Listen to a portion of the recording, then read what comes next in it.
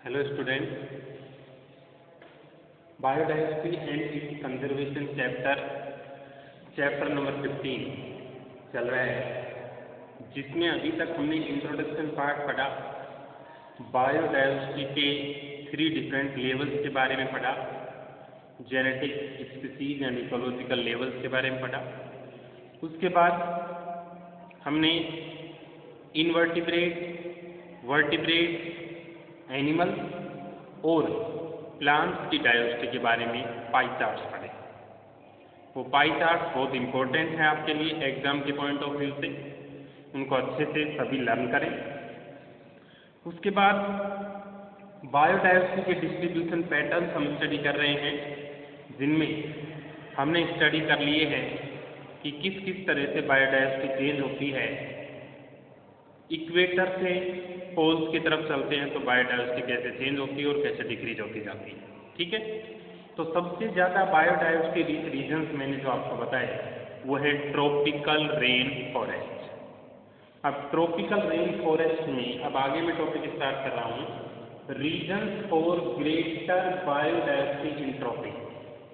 Tropical rain forest सबसे ज़्यादा diversity वाले रीजन्स हैं।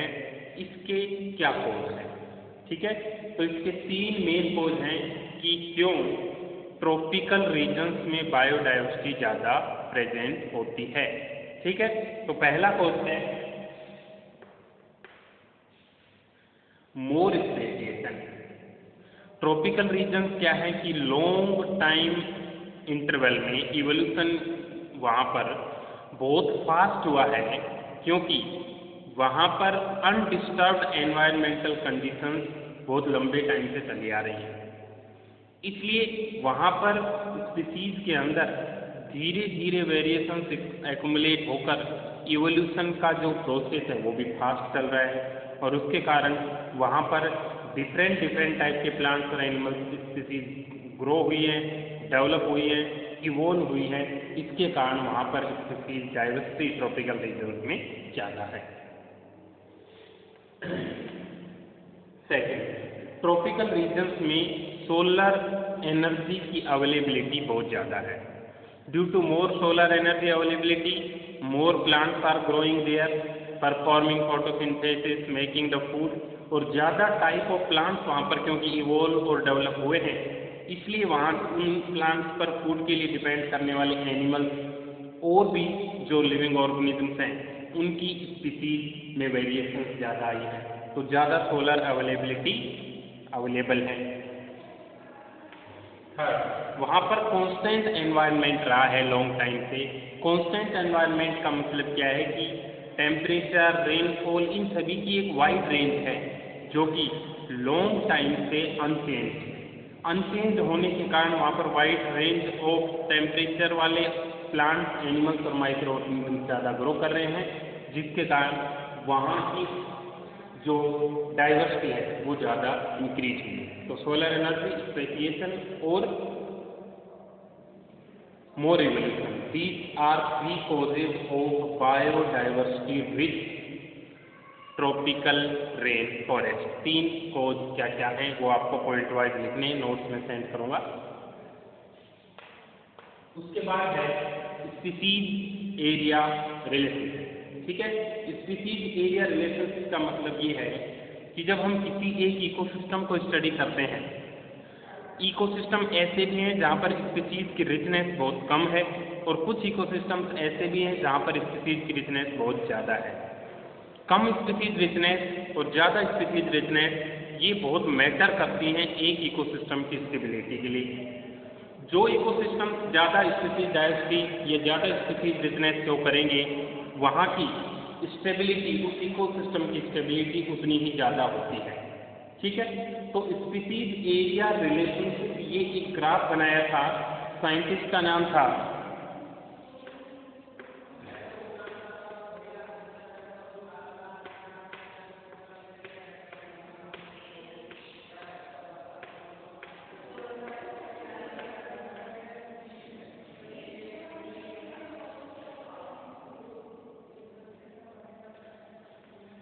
साइंटिस्ट का नेम है अलेक्जेंडर वॉन हम्बोल्ट। और अलेक्जेंडर वॉन हम्बोल्ट ने स्टडी किया कि स्पीसीज और एरिया, उस इकोसिस्टम के एरिया में क्या रिलेशनशिप है।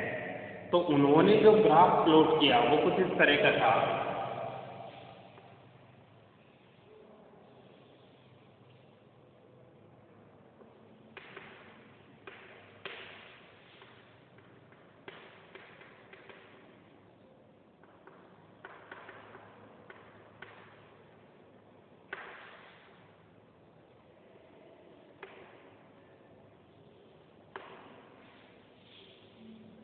स्पीसीज रिजनेस किसी भी फॉरेस्ट की, आप एक एग्जाम्पल ले सकते हैं।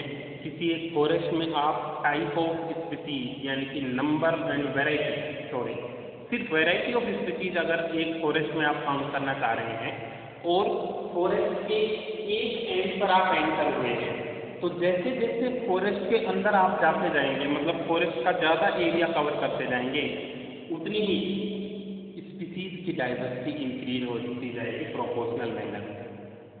ठीक है, तो यहाँ पर दो तरह के ग्राफ उन्होंने प्लॉट किए। अलेक्जेंडर वॉन हम्बोल्ट ने इन्होंने स्पीसीज एरिया रिलेशनशिप स्टडी किया। पहला था रेक्टेंगुलर हाइपरबोला और दूसरा था लॉग स्केल पर स्पीसीज रिजनेस को मेजर करना। ठीक है, देखिए S is equal to CA power Z। S मतलब स्पीसीज रिजनेस, C होता है y एक्सिस पर इंटरसेप्ट, A होता है एक्सप्लोर्ड एरिया और Z उसकी पावर है। Z होता है रिग्रेशन कोएफिशिएंट, मतलब जिस स्पीसीज के लिए Z की वैल्यू ज़्यादा होगी उसकी स्पीसीज रिजनेस एरिया बढ़ने के साथ साथ बहुत तेजी से बढ़ेगी। यहाँ पर एरिया बढ़ रहा है और यहाँ पर स्पीसीज रिजनेस। ठीक है, तो यहाँ पर हर एक का मतलब, और अगर इसको लॉग स्केल पर देखें,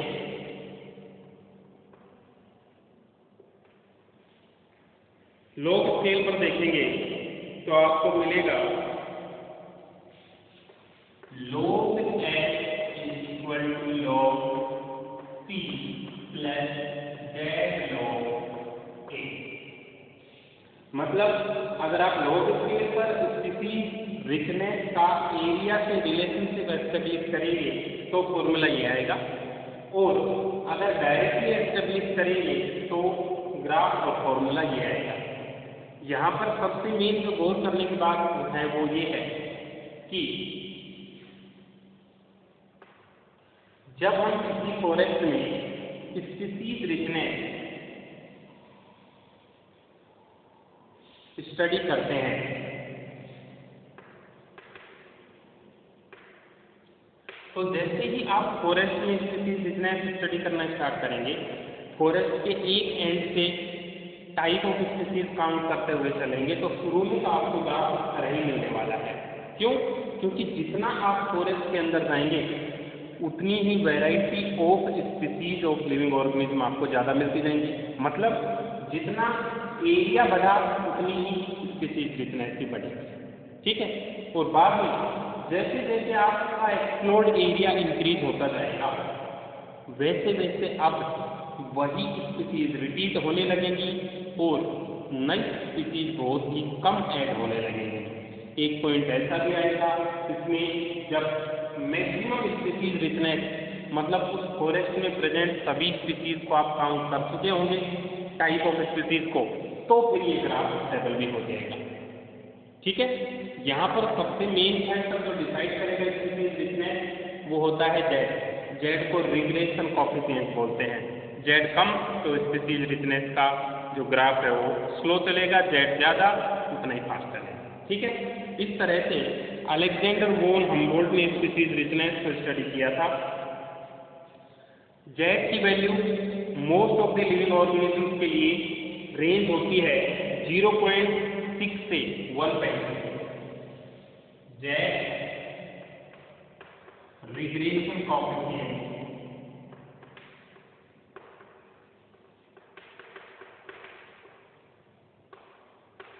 ठीक है, और रिग्रेशन कोएफिशिएंट की वैल्यू 0.6 से 1.2 के बीच में होती है मैक्सिमम स्पीसीज के लिए। लेकिन अगर हम ट्रॉपिकल रेन फॉरेस्ट में स्टडी करें तो 0.6 से 1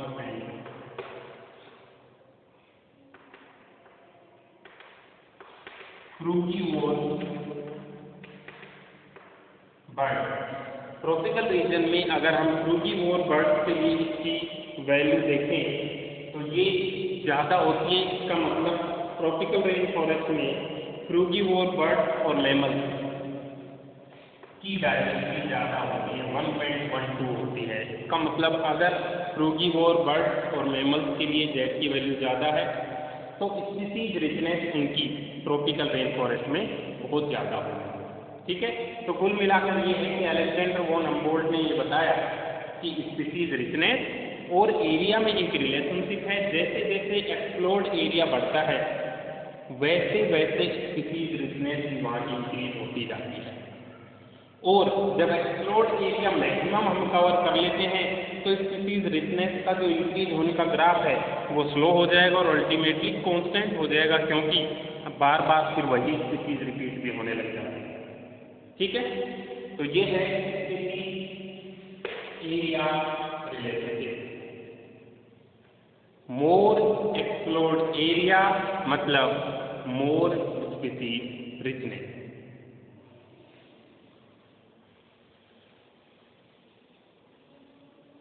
नेक्स्ट टॉपिक है इम्पोर्टेंस ऑफ स्पीसीज डाइवर्सिटी। हम क्यों स्टडी कर रहे हैं कि स्पीसीज एरिया रिलेशनशिप को, क्यों इम्पोर्टेंस है इसको स्टडी करने का। तो आपको सबसे मेन फैक्टर तो ये पता होना चाहिए कि किसी भी इकोसिस्टम के अंदर जब स्पीसीज डाइवर्सिटी ज़्यादा होगी तो ऑब्वियसली उसकी स्टेबिलिटी भी ज़्यादा ही होगी, उस इकोसिस्टम की स्टेबिलिटी भी ज़्यादा ही होगी। इसका मतलब ये है अगर एक इकोसिस्टम के अंदर हमें स्टेबिलिटी को अफेक्ट करने वाले फैक्टर पढ़ने हैं तो सबसे मेन जो फैक्टर होगा वो होगा स्पीसीज डाइवर्सिटी, स्पीसीज रिचनेस। मतलब एक स्टेबल इकोसिस्टम के कैरेक्टरिस्टिक्स पढ़ने हैं कि ये इकोसिस्टम स्टेबल क्यों है, तो उसके लिए 3 मेन फैक्टर हैं। पहला, उस इकोसिस्टम में स्पीसीज डाइवर्सिटी ज़्यादा होनी चाहिए। स्पीसीज डाइवर्सिटी ज़्यादा होने का मतलब ये है कि अगर हम प्रोड्यूसर, कंज्यूमर, और कंज्यूमर्स में हर्बीवोर कार्निवोर दोनों आते हैं, प्रोड्यूसर, हर्बीवोर्स और कार्निवोर्स फूड चेन में ये अलग अलग ट्रॉपिकल लेवल्स स्टडी करते हैं।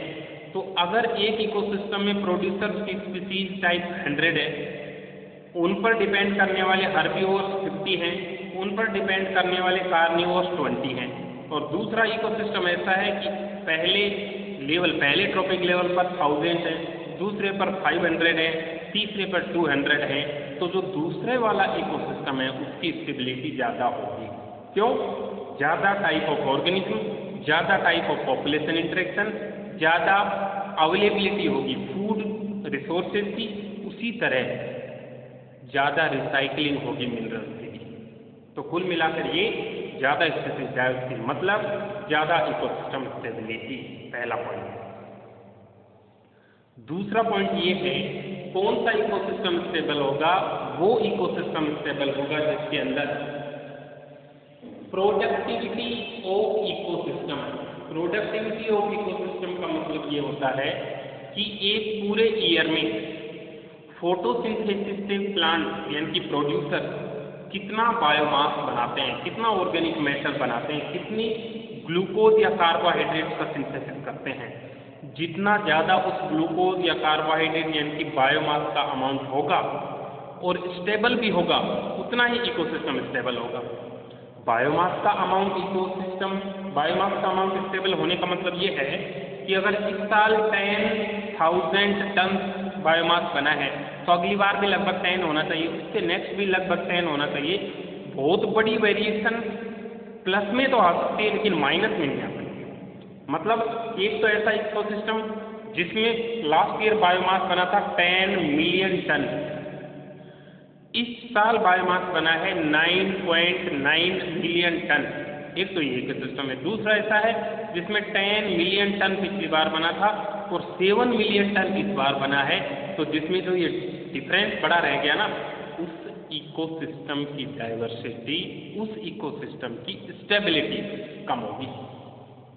मतलब year to year biomass production में भी इकोसिस्टम में एक कॉन्स्टेंसी होना जरूरी है, तभी वो इकोसिस्टम एक अच्छे और एस्टेब्लिश्ड इकोसिस्टम की फॉर्म में लॉन्ग टाइम तक रहेगा। तो दूसरा हो गया year to year biomass change नहीं होना चाहिए। और तीसरा, ecosystem must be resistant to environmental perturbance का मतलब डिस्टर्बेंस। नेचुरल डिस्टर्बेंस जो होते हैं उनको परटर्बेंस बोलते हैं। अब नेचुरल डिस्टर्बेंस एक इकोसिस्टम में क्या आएगा? ड्रोट का आ सकता है, फ्लड का आ सकता है, ठीक है, रेनफॉल कम या ज़्यादा वेरिएशन हो जाए, स्नोफॉल ज़्यादा हो जाए। इन सभी में वेरिएशन आने से भी अगर इकोसिस्टम की प्रोडक्टिविटी पर ज़्यादा असर नहीं पड़ता तो वो इकोसिस्टम एक एस्टेब्लिश, वेल एस्टेब्लिश और स्टेबल इकोसिस्टम कहा जाएगा अगर उसमें फिर भी वेरिएशन नहीं आए। मतलब उनको टॉलरेट करने की पावर है उस इकोसिस्टम में कि ड्रोट भी आए, फ्लड भी आए, लेकिन उनको टॉलरेट कर गया वो इकोसिस्टम। इसका मतलब उस इकोसिस्टम की स्टेबिलिटी ज़्यादा है, ठीक है। तीसरा और चौथा पॉइंट है invasion by alien species. Alien species वो होती हैं जो उस इकोसिस्टम की ओरिजिनल स्पीसीज नहीं है, वो कहीं और से वहाँ पर इंट्रोड्यूस हुई है। कई बार ऐसा होता है कि कहीं और से कोई स्पीसीज इंट्रोड्यूस होकर एकदम से वहाँ पर प्रेजेंट नेटिव स्पीसीज का डिस्ट्रक्शन कर देती है लार्ज स्केल पर, जिसके कारण वहाँ पर बड़ी प्रॉब्लम हो जाती है और इकोसिस्टम इम्बैलेंस और अनस्टेबल होने के चांसेस होते हैं। तो एक अच्छे इकोसिस्टम को ये भी जरूरी है कि एलियन स्पीसीज बाहर से कोई आए तो उसको रेजिस्ट करना भी आना चाहिए, एलियन स्पीसीज का उस पर ज़्यादा फर्क नहीं पड़े, ये भी पता होना चाहिए, ठीक है। तो इन सभी ऑब्जर्वेशन के बेसिस पर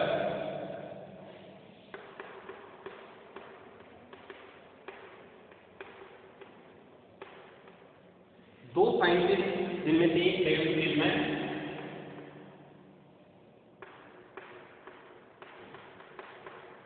और एक पॉल एहरले, दो साइंटिस्ट ने इन ऑब्जर्वेशन के बेसिस पर अपनी अपनी नई ऑब्जर्वेशन डेवलप की।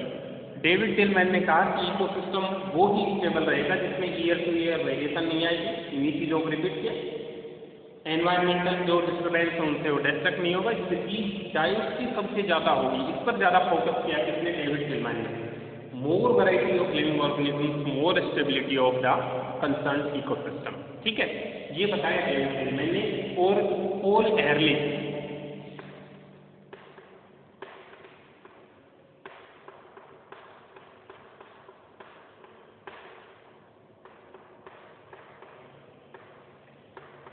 इन्होंने दी एक हाइपोथेसिस जिसको बोलते हैं राइवेट कॉपर हाइपोथेसिस। अब आप इसको एक डेली लाइफ में एग्जांपल के तौर पर समझें। जो पॉल एहरले ने हाइपोथेसिस दी उसमें क्या था, ये समझाना चाह रहे थे कि एक इकोसिस्टम ज़्यादा स्टेबल कैसे होता है और एक इकोसिस्टम को ज़्यादा स्टेबल बनाने में स्पीसीज रिचनेस का रोल क्या है प्रैक्टिकली, वो समझाने के लिए इन्होंने ये एक हाइपोथेसिस डेवलप किया।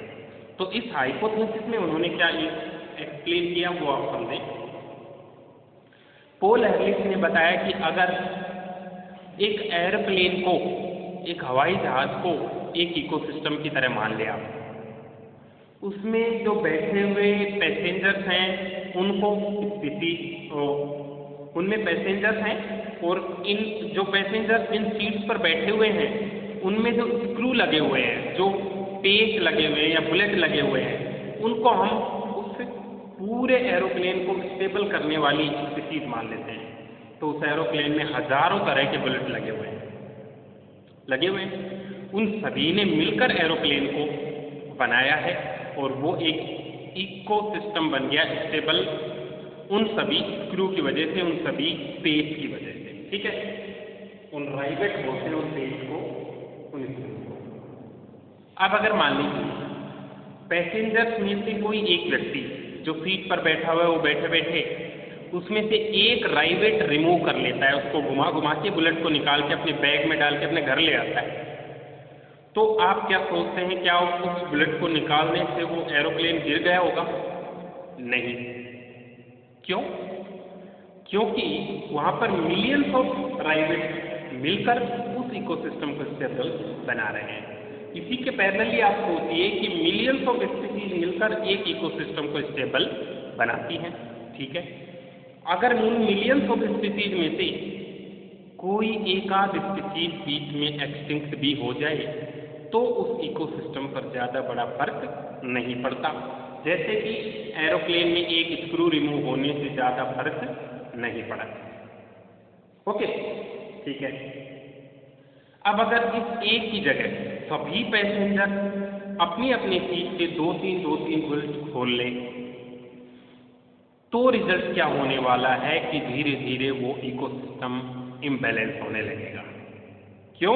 क्योंकि उसको स्टेबल बनाने वाले जो राइवेट थे, उसको स्टेबल बनाने वाली जो स्थिति थी, वो धीरे धीरे वहाँ से हट रही है, और हटने के कारण वो जो स्टेबल इकोसिस्टम था उसमें वेरिएशन आने लगी और अब वो अनस्टेबल इकोसिस्टम बनने लग गया, ठीक है।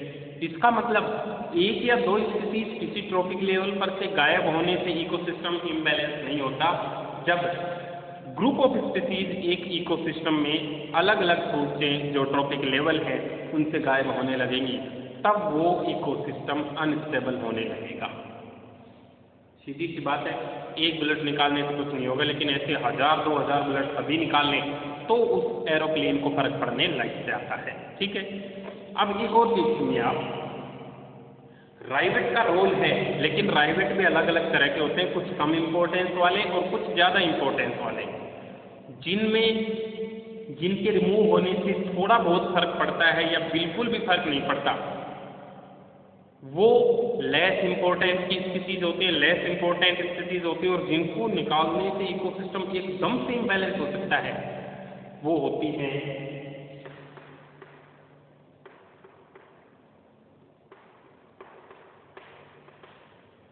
Keystone species.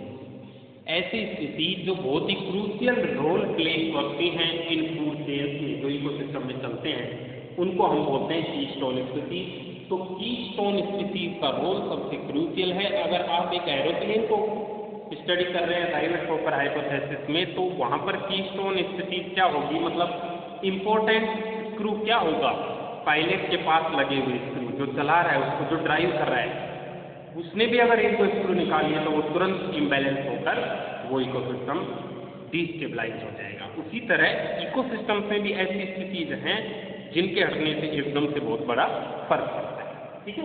तो ये इंपॉर्टेंस ऑफ स्पीसीज डायवर्सिटी में 4 पॉइंट, फिर डेविड गिलमैन का ऑब्जर्वेशन और फिर राइवेट हॉपर हाइपोथेसिस फॉल एनालिसिस की।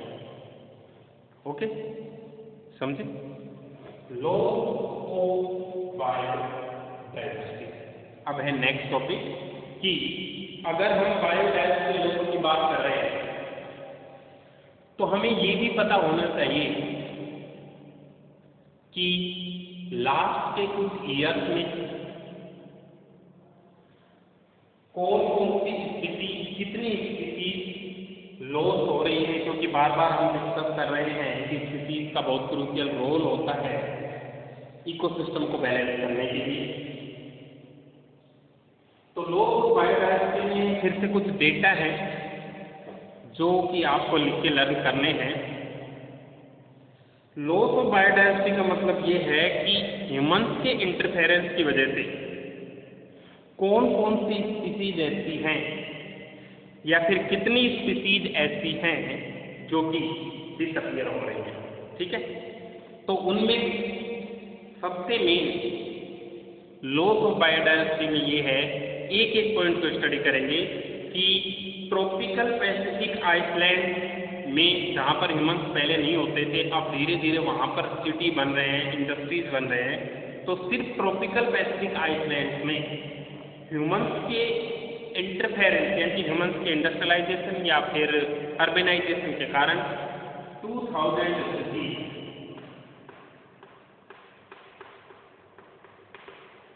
ऑफ नेटिव बर्ड ये गायब हो चुके हैं। ठीक है, पहला पॉइंट ये है कि ट्रॉपिकल पैसिफिक आइलैंड जहाँ पर ह्यूमंस पहले नहीं हुआ करते थे, वहाँ पर ह्यूमंस के जाने से, अर्बेनाइजेशन और इंडस्ट्रियलाइजेशन से वहाँ पर रहने वाली लगभग 2000 बर्ड्स की स्पीसीज गायब हो गई, एक्सटिंक्ट हो गई। तो एक तो ये सबसे बड़ा example. Second, IUCN red data list. IUCN होता है international union for conservation of nature and natural resources.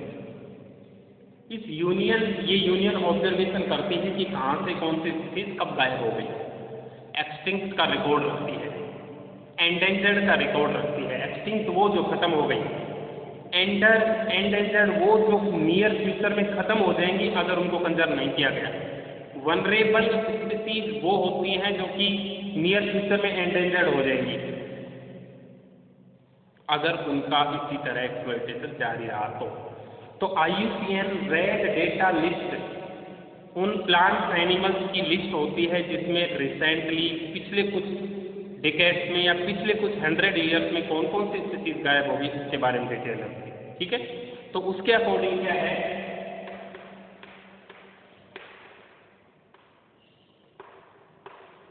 Last 500 years के अंदर केवल 84 स्पीसीज इस अर्थ से डिसअपियर हो चुकी हैं, जिनमें से 338 वर्टिब्रेट्स की हैं, 359 इनवर्टिब्रेट्स की हैं और 87 स्पीसीज प्लांट्स की हैं। दूसरा पॉइंट हो गया, टोटल 500 स्पीसीज गायब हो चुकी हैं, 784 784 500 साल में गायब हो चुकी हैं। ठीक है, अगला पॉइंट ये है कि 20 साल में, पिछले 20 साल में, मतलब 2004 में ये डेटा आए थे, तो 2004 से लेके और 1984 के बीच 20 साल में 27 स्पीसीज गायब हो चुकी है। ठीक है, और प्रेजेंटली, मतलब अब जो प्रेजेंट सिनेरियो है उसके अंदर 12% बर्ड स्पीसीज, 23% मैमल की स्पीसीज, 32% एम्फीबिया की स्पीसीज और 31% जिम्नोस्पर्म की स्पीसीज एंडेंजर्ड हो चुकी हैं, जो कि नियर फ्यूचर में गायब हो सकती हैं, एक्सटिंक्ट हो सकती हैं। ये डेटा आपको याद रखना है, नोट्स में भी दिए हुए होंगे, आप उनको लिखकर याद करेंगे। ठीक है, लाभ करेंगे। रिसेंटली जो एक्सटिंक्शन हुए हैं उनमें 15,500 स्पीसीज अभी भी एंडेंजर्ड बनी हुई है, मतलब ये अभी एक्सटिंक्ट होने के कगार पे है। ठीक है, तो ये कुछ डेटा हैं जो कि आपको याद रखने हैं कि कौन कौन सी स्थिति कितने टाइम इंटरवल में कहाँ से डिसअपियर हो गई। ठीक है, और जो साइंटिस्ट हैं रॉबर्ट मे, जिन्होंने एस्टिमेशन बताया कि लगभग 7 मिलियन स्पीसीज है, उनका ऑब्जर्वेशन, उनके साथ और भी साइंटिस्ट का ऑब्जर्वेशन ये कहता है कि ह्यूमन के इस अर्थ पर आने से पहले जो स्पीसीज एक्सटिंक्शन की रेट थी वो उससे 100 से 1000 गुना स्पीसीज एक्सटिंक्शन रेट आज है। मतलब सबसे फास्ट जो स्पीसीज एक्सटिंक्शन इस अर्थ पर हो रहा है वो ह्यूमन के साथ हो रहा है। और वो उनका ऑब्जर्वेशन ये भी बताता है कि इससे पहले अर्थ पर 5 बार मास एक्सटिंक्शन हो चुका है हिस्ट्री में, अर्थ की हिस्ट्री में, इतने हजारों सालों में, कि 5 बार पूरी तरह से अर्थ पर से स्पीसीज गायब हो गई और फिर से एवोल्यूशन शुरू हुआ। वो कुछ पहले की बच गई, उनसे आगे एवोल्यूशन आगे बढ़ा हो, तो 5 बार हो चुका है। 6th वाला ये जो मास एक्सटिंक्शन है ये चल रहा है, लेकिन सबसे बड़ी टेंशन या चिंता की बात ये है कि ये 6th वाला बहुत फास्ट है, पहले के जो 5 एक्सटिंक्शन हुए थे उनकी बजाय।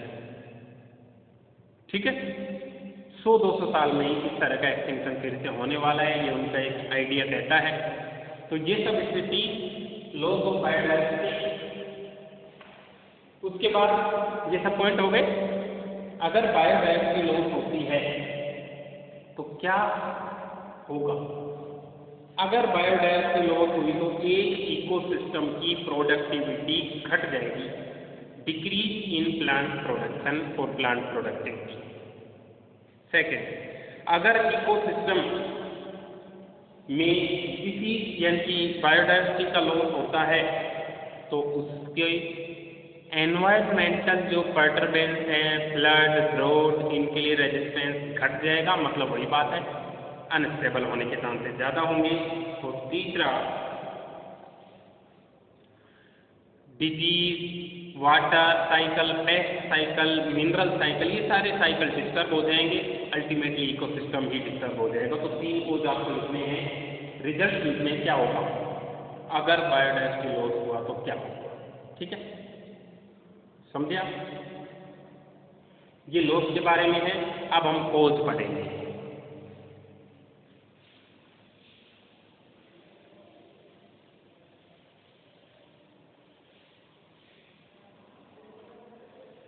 Causes of biodiversity loss. Biodiversity जो इतनी सारी लॉस हो रही है उसका मेन कोज क्या है? मेन कोज तो ह्यूमन बीइंग है, क्योंकि ह्यूमन बीइंग सभी टाइप की लिविंग ऑर्गेनिज्म जो कि इस इकोसिस्टम पर सर्वाइव कर रही हैं उन सभी के लिए प्रॉब्लम कोज कर रहे हैं। मतलब ये कि ह्यूमन बीइंग में जो नीड है वो अब ग्रीड बन चुकी है, आवश्यकता लालच बन चुकी है, जिसके कारण सभी नेचुरल रिसोर्सेज, सभी लिविंग ऑर्गेनिज्म, इन सभी का ओवर एक्सप्लॉयटेशन स्टार्ट हो गया है। और ओवर एक्सप्लॉयटेशन के कारण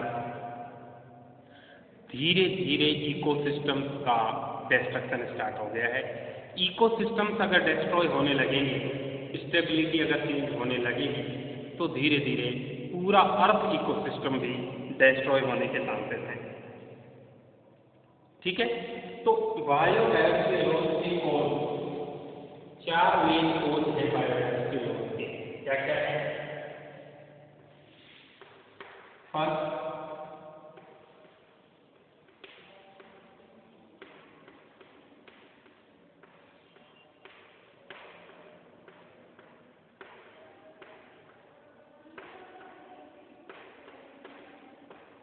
habitat loss and fragmentation.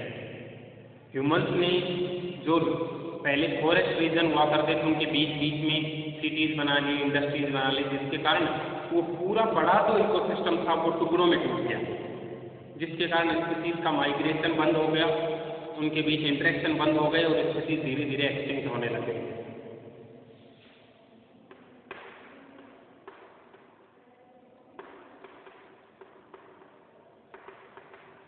Over exploitation बहुत ज़्यादा बढ़ चुका है लिविंग ऑर्गेनिज्म का, वो भी एक बड़ा कोज है।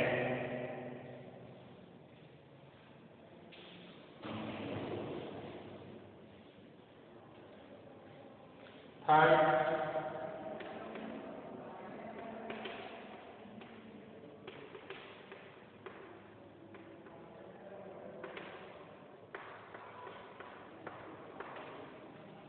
Invasion of alien species. Alien species ज़्यादा इंट्रोड्यूस करवाई जा रही है इकोसिस्टम में। एलियन स्पीसीज वो हैं जो कि वहाँ की ओरिजिनल स्पीसीज नहीं है, कहीं और से इंट्रोड्यूस करवाई जाती हैं और फिर वहाँ की जो ओरिजिनल स्पीसीज है उनको अफेक्ट करती हैं, उनकी स्टेबिलिटी को डिस्टर्ब कर देती हैं।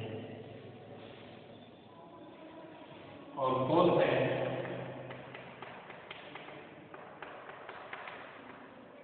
को एक्सटिंक्शन। को एक्सटिंक्शन का मतलब ये है साथ साथ डिसअपीयर होना। दो स्पीसीज ऐसी जिनके बीच रिलेशनशिप होस्ट और प्रे का है, होस्ट और पैरासाइट का है। अगर होस्ट गायब हो गया, एक्सटिंक्ट हो गया, तो उस पर डिपेंडेंट पैरासाइट जो कि उसके साथ एक ऑब्लिगेटरी रिलेशनशिप रखता था वो भी गायब हो जाएगा।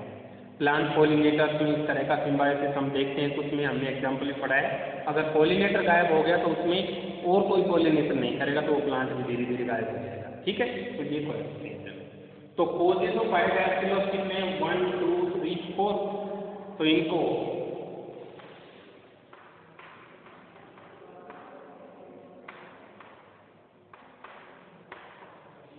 हम बोलते हैं एविल क्वार्टेट। तो आपसे डायरेक्टली क्वेश्चन पूछा जा सकता है राइट 4 एविल क्वार्टेट। तो आप 4 एविल क्वार्टेट 1 2 3 4 ये समझेंगे, ठीक है। तो एक एक को डिटेल में समझे हम। हैबिटेट लॉस एंड फ्रेगमेंटेशन मैंने बताया कि लार्ज एरिया जहाँ पर फॉरेस्ट हुआ करता था वहाँ पर ह्यूमन्स के interference, formation of cities, urbanisation और इंडस्ट्रियलाइजेशन के कारण वो जो पूरा इकोसिस्टम का एरिया था वो टुकड़ों में टूट गया, और फ्रेगमेंट बनने के कारण अब उन एनिमल्स की माइग्रेटरी हैबिट चेंज हो गई हैं, जिसके कारण धीरे धीरे उनकी स्थिति गायब होती जा रही है। पहला, ठीक है। एग्जाम्पल के तौर पर अगर हम माने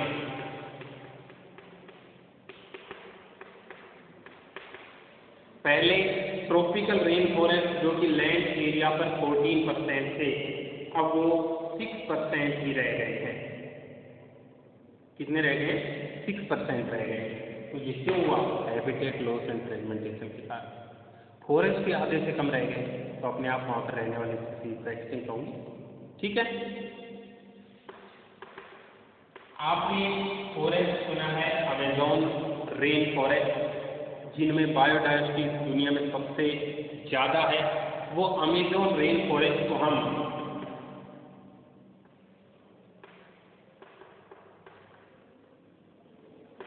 लंग्स ऑफ प्लेनेट बोलते हैं। इस पूरे प्लेनेट अर्थ के लंग्स हैं। क्यों?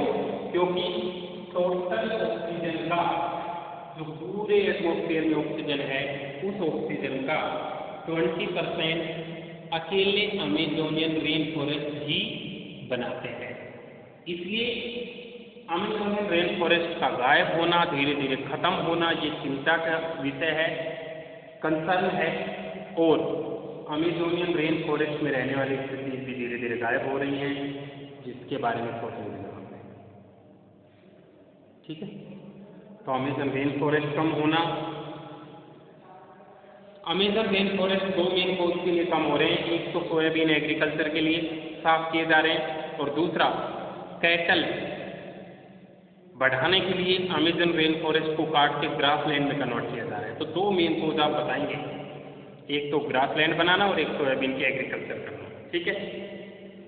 धीरे धीरे हैबिटेट लॉस होने की वजह से स्पीसीज गायब हो रही है। मैंने बताया था 500 ईयर्स में 784 स्पीसीज गायब हो चुकी हैं। उसका सबसे मेन कोज, इन चारों में से अगर आपसे पूछा जाए 1 2 3 4, इनमें से सबसे मेन कोज क्या है? तो पहला है हैबिटेट लॉस एंड फ्रेगमेंटेशन, ठीक है। दूसरा है ओवर एक्सप्लॉयटेशन। ओवर एक्सप्लॉयटेशन का मतलब उनको किसी भी पर्पज के लिए मारना और उनके बॉडी पार्ट को यूज करना, प्लांट हो या एनिमल हो, वो एक कोज है बायोडायवर्सिटी लॉस का। तो उसमें एग्जांपल होगा पैसेंजर पीजन। आपने सुना होगा पीजन पहले पैसेंजर के तौर पे काम करता था, चिट्ठी वगैरह देता था, वो गायब हो चुका है। स्टीलर सी काउ गायब हो चुकी है। तो ये दोनों एग्जाम्पल, स्टीलर सी काउ और पैसेंजर पीजन ओवर एक्सप्लॉयटेशन के कारण गायब हुए हैं। तो ध्यान रखें, अलग अलग हेडिंग में पढ़ रहे हैं हर एक चीज़ों के। उसके बाद invasion of alien species. Invasion of alien species में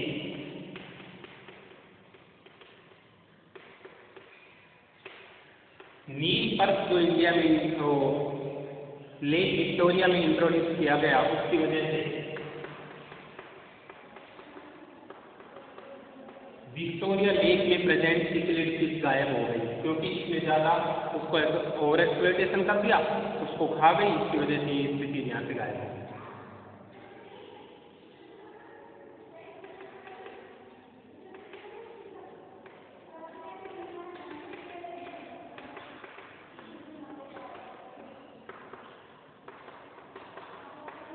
अफ्रीकन कैटफिश को इंट्रोड्यूस करवाया गया इंडिया में एक्वाकल्चर के लिए, उसकी वजह से इंडियन कैटफिश गायब हो गई, क्योंकि वो उसको कम्पीट करती थी फूड रिसोर्स के लिए, वो कमज़ोर थी, उसकी वजह से वो गायब हो गई। तो ये भी बाहर से कोई स्पीसीज आने के कारण वहाँ की स्पीसीज, वहाँ की ओरिजिनल स्पीसीज को हम बोलते हैं नेटिव स्पीसीज, वो गायब हो गई, ठीक है।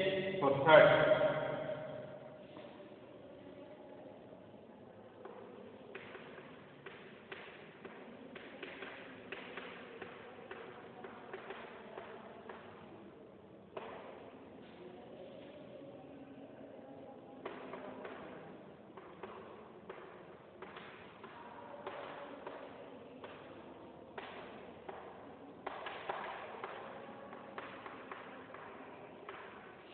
नेटिव प्लांट स्पीसीज गायब हो गई क्योंकि इंडिया के प्लांट नहीं है। आपको पता है कोर्निया को तो ब्यूटीफुल फ्लावर्स और लीव्स के कारण इंट्रोड्यूस करवाया गया।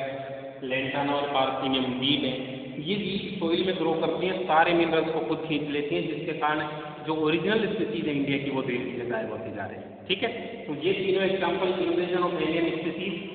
एलियन स्पीसीज वो होती है जो उस हैबिटेट की नहीं है, उस इकोसिस्टम की नहीं है, कहीं और से लाई गई है और वो आने के बाद इस तरह से उस इकोसिस्टम में फैल जाती हैं कि वहाँ की ओरिजिनल स्पीसीज गायब होने लगती है। ठीक है, और को एक्सिस्टेंस मैंने बता दिया, इको फिश और उसके पैरासाइट। अगर फिश गायब हो गई तो पैरासाइट अपने आप गायब हो जाएंगे। और सेकेंड,